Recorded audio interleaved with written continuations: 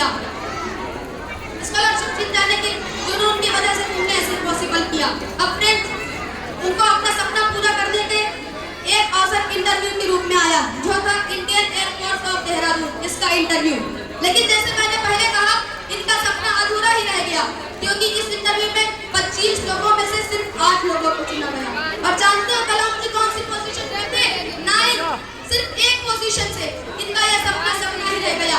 जब Indian air force में उनका सिलेक्शन नहीं हुआ, तब उन्होंने 1958 में defence research and development organisation DRDO को ज्वाइन किया। DRDO में कुछ साल काम करने के बाद उन्हें विक्रम साराभाई जी ने Indian national committee for space research INCOSPAR में प्रमोट कर दिया गया, जहां पर उनका पहला मिशन था इंडिया के पहले रॉकेट की उड़ान भरना। बस वैसे तो ये रॉकेट केरला के कुंभा गांव से लॉन्च होने वाला था, लेकिन शुरुआती स्टेज पर होने के कारण इनकोस्पार के पास न कोई वर्कशॉप था, न कोई रिसर्च फैसिलिटी। इस पर अब्दुल कलाम जी ने कहा था, शुरुआती स्टेज पर होने के कारण इनकोस्पार के पास न कोई वर्कशॉप था, न कोई रिसर्च फैसिलिटी। इस पर अब्दुल कलाम जी ने कहा था, we should not give up and we should not allow the problem to defeat us। तो फिर क्या था, उन्होंने कुंभा गांव के पुराने चर्च को अपना ऑफिस बनाया और आखिर में जैसे तैसे करके उन्होंने अपना रॉकेट बना ही लिया।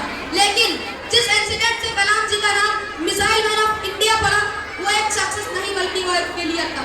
हुआ ये कि साल 1969 में जब उन्होंने अपने इस रॉकेट को लॉन्च किया, तो सेकंड स्टेज में कुछ टेक्निकल इश्यूज की वजह से रॉकेट बंगाल की खाड़ी में गिर गया। अब जब प्रोजेक्ट फेल हो चुका तो सारे लोग इन पर सवाल उठाने लगे। तब प्रोफेसर सतीश धवन, जो उस वक्त इसरो के चेयरमैन थे, उन्होंने इस फेलियर का पूरा श्रेय खुद पर ले लिया।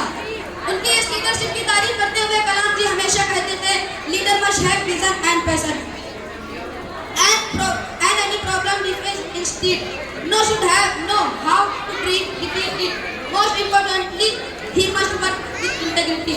लीडर के सीख को हथेली पर रखकर कलाम जी ने फेलियर के सिर्फ 1 साल बाद ही नए रॉकेट सैटेलाइट लॉन्चिंग व्हीकल से SLV-3 का निर्माण किया। फिर 18 जुलाई 1979 को SLV-3 से रोहिणी-1 सैटेलाइट को लॉन्च किया। इंडिया ने स्पेस की तरफ अपना पहला कदम रखा था।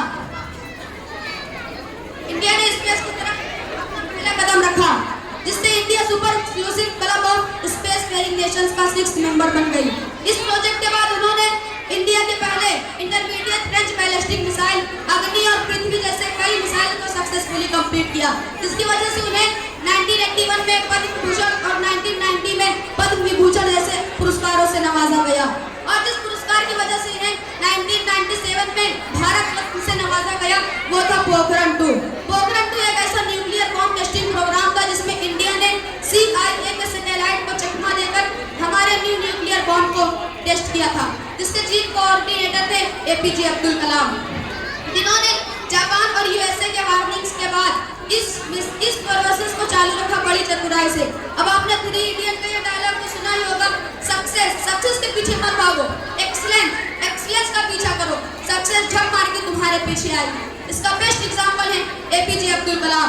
41 इयर्स तक भारत की सेवा करने के बाद जब 1999 में वो DRDO से रिटायर हुए, तो उनको भारत का प्रेसिडेंट बनने का प्रपोजल आया। अब ये होगा कैसा, मैं आपको बताता हूँ। रिटायर होने के बाद 2001 में कलाम सर अन्ना यूनिवर्सिटी में पढ़ने लगे। एक दिन जब वो लेक्चर लेने के लिए यूनिवर्सिटी पहुंचे, तब उनको एक कॉल आया, जिस पर उनसे कहा गया, प्राइम मिनिस्टर आपसे बात करना चाह रहे हैं। यह कॉल कोई मजाक नहीं था, क्योंकि इस कॉल पर बात करने वाले शख्स थे अटल बिहारी वाजपेयी, जिन्होंने कॉल उठाते ही कलाम जी से कहा, हमें लगता है कि भारत को आपके जैसे राष्ट्रपति की सख्त जरूरत है। ये बात कलाम सर के लिए एकदम अविश्वसनीय थी। उन्होंने वाजपेयी जी से कहा, मुझे बस 2 घंटों की मोहलत दीजिए। उन 2 घंटों में उन्होंने विचार किया भारत को 2020 तक एक डेवलप कंट्री बनाने का। वो ये सपना हमेशा से ही देख रहे थे और इस सपने को पूरा करने का ये एक सुनहरा अवसर था। फिर 2 घंटे बाद उन्होंने जो जवाब दिया, उससे वो भारत के 11वें राष्ट्रपति बन गए। राष्ट्रपति बनने के बाद उन्होंने अपने टीचिंग के इस ड्रीम को नहीं छोड़ा। उन्हें जब भी समय मिल जाता, वो स्टूडेंट्स को पढ़ाने चले जाते। टीचर डे के एक इंटरव्यू में उन्होंने कहा था, अगर लोग मुझे एक अच्छे शिक्षक के रूप में याद करते हैं, तो यह मेरे लिए सबसे बड़ा सम्मान होगा। इतना ही नहीं, जब 27 जुलाई 2015 को वो हार्ट के अटैक की वजह से गिर गए। तभी भी वो शिलोंग के इंडियन इंस्टीट्यूट ऑफ मैनेजमेंट में पढ़ाने के लिए ही आए थे। इतना ही नहीं, मरने के बाद उनके अंतिम संस्कार में भी 3,50,000 से ज्यादा लोग शामिल थे। इससे पता चलता है कलाम सर सिर्फ मिसाइल मैन ही नहीं बल्कि पीपल प्रेसिडेंट ऑफ इंडिया थे।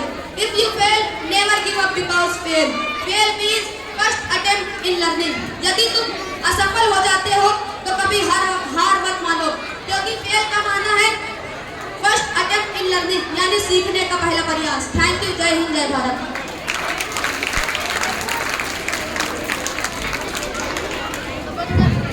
Thank you so much. This is the student of class 7, Burhan Raza, who was giving the speech on Dr. APJ Abdul Kalam autobiography. So now I would like to say some lines